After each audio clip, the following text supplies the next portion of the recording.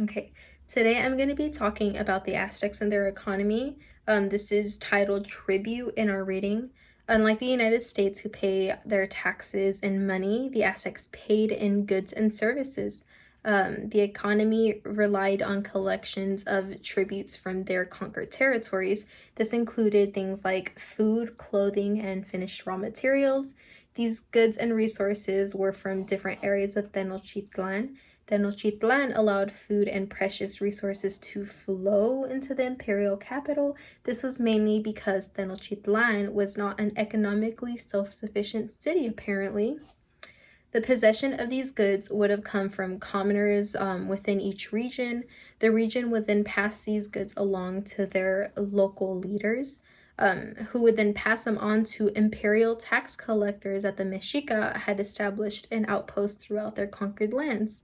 A bit of a fun fact, cities with the name Tepec in them meant the place of, so a lot of these cities were named for the goods that they provided the Aztec Empire. An example is Silotepec, the place of the young corn, which was painted with a hill with two corns of cob on top of it. And as you can guess, they provided corn for the Aztecs. There's a place called Melomayoyan separately, and this means place where they catch fish, which is fittingly shown with a hand about to grab a fish. And as you can guess, they provided fish for the Aztec Empire. These people also gave tributes, which were considered luxury items. This includes beads made of jade or greenstone, the spondylus shell. A region in the Pacific coast had to actually send about 800 shells twice a year because they just really love the red coloring from these shells. Annually, about 20 gourd bowls with gold dust was paid from the Pacific coast. This actually equals about 10 gold tablets, and they would give this once a year. Some places provided golden discs each year, and others made beads made out of gold. They also had beautiful things such as turquoise stones, some bells, brass, copper, raw ember. This was actually fashioned into high status items like lip plugs. There's a whole section about feathers. Boy, do they love their feathers. Their prized feathers were from the Quetzal bird. This was provided by the southern regions who were closer to the Quetzal bird habitats. Other regions provided different types of rich feathers in colors such as blue, red, green, white, and this was plucked from a variety of birds. I don't know which ones. Another region provided banners made out of these rich feathers.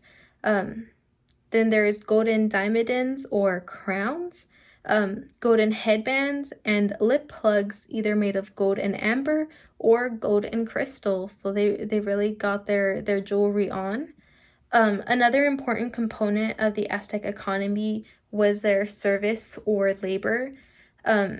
Cities were required to provide laborers for public projects such as the building of palaces, temples, and causeways that connected Tenochtitlan to the mainland because they're floating on a lake.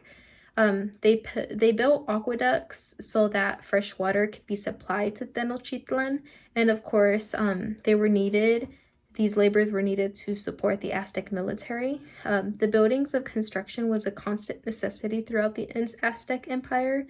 According to many of the tribute items were intended for the use of these projects. For example, limes were actually supplied to treat the stone that went into Aztec buildings. Other communities provided wooden beams, planks, copper axes, pillars, and even bamboo canes were used for less prestigious buildings. Their economy / tributes were also used for their ritual, which all of this kind of overlaps with their rituals too.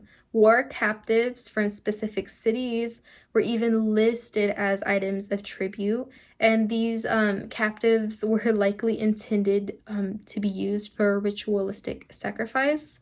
To finish off, these items paid to the Aztec state supported its rulers and their administrative function. Obviously, they didn't use all this themselves. Some items were likely used for trade with foreign provinces, and as payments to the people who worked for the state, such as artisans and servants.